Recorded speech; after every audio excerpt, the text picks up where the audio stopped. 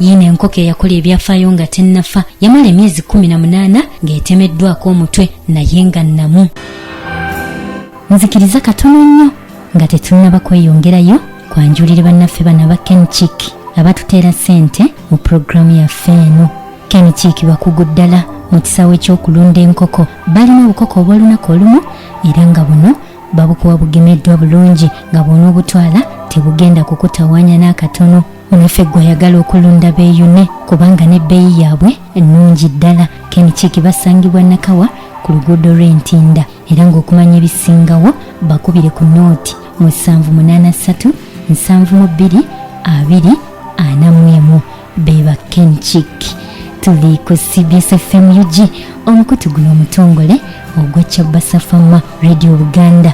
Munaffe nkwanirizaako nnyo era nkwebaza okutugoberera nga bulijjo era nkukubiriza gwatannaba kusubscribinga munaffe osubscribinge era okoonene mu kadaako bw'onookakoonamu munaffe kajja kukuyambanga okukutemyako buli kaseera nti tulina kye tutaddeyo osobole okunyumirwa empeereza. Olina ky'okoze ng'okyali mulamu abantu kwe bagenda okukujjuukirira munnange nno fuba obeeko ky'okola kiyingire mu byafaayo osobole okuleka omukululo nti naawe wayitako ku ssennyendo nsi si kulwa ng'ebyewalula ng'amakovu ebisolo n'ebinyonyi nga bikusinga okuleka omukululo ku dduniya kuno. yiino enkoko eyakola ebyafaayo nga tennafa yamala emyezi 18 ng'etemeddwako omutwe naye nga nnamu. Eno enkoko abaliwo n'abaliddawo baligijjukira. Mike lye linnya ly'enkoko gye twogerako. Yajja ku ssennyendo nsi ng'eyalula okuva mu ggi mu gwokuna gw'omwaka 1945 ng'ennaku z'omwezi 20 era nga yayalulwa mu maka g'omwami omulimi era omulunzi amanyiddwa nga Lloyd Olson. Ono nno ng'awangaalira Colorado mu ggwanga lya America. Wabula ng'emaze okwalulwa era ng'etuuse mu ttuluba ery'obuvubuka nnyiniyo yagibaalinga kabazzi mu butanwa okukakkana baabuwe ng'omutwe gugudde wali. Olw'okuba yali akyajagala teyayagala kugisala bagirye yadde nga yali amaze okugitemako omutwe. Munnange yagenda okulaba ng'ekeesa n'enkya bw'etyo naluli okukakkana ng'enkoko eno ekoonodde emyezi wagindaba 18 ogwo nno gwe mwaka mulambirira n'emyezi 6 ng'etemya bukofu kyokka nga telina mutwe. Naye abaffe kiki ekyakuuma enkoko eno ebbanga eryo lyonna ng'ekyali nnamu so nga telina mutwe? Okusinziira ku bannassaayansi emisuwa gino eminene egibeera mu bulago oba kitwandiise ebikya giyongera ddala butereevu ku bwongo. Kaakati omusajja ono bwe yali abaalinga enkoko eno embazzi omusuwa ogumu ogwo oguyunga ku bwongo enkoko yafuna omukisa ne gutatemebwa. N'ekirala enduli y'obwongo bw'enkoko eno yasigala mu ndamu yo ng'ekyali nnamu. N'olw'ensonga eyo ne kiyamba enkoko eno okuyingiza ng'omukka ogw'obulamu oba gwe twandiise oxygeni n'esobola okuwangaala ebbanga eryo lyonna. Kaakati oyinza okwebuuza nti yali ebojja etya emmere kubanga omumwa gwali gutemeddwako. Nnyini enkoko eno yafuna empiso ng'atabula ebyokulya era ng'enkoko eno agiriisiza mu mpiso. Enkoko eno era ebadde ebeerawo bulungi nnyo mpozi nga bw'olaba ezennamu era nga bw'etuuka okukookolima bambi ng'ogirabira ddala ng'ekola ekikolwa eky'okukookolima yadde nga ebadde nga tevaamu ddoboozi.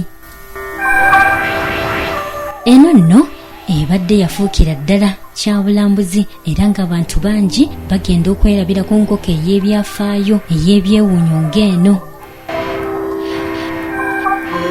Wabula ebyembi mu Maaci wa 1947 ennaku z'omwezi zaali 17 enkoko eno Mike Omukama Katonda yagiyita bw'etyo n'eva mu bulamu bw'ensi eno obuwoomerera ng'omubisi gw'enjuki.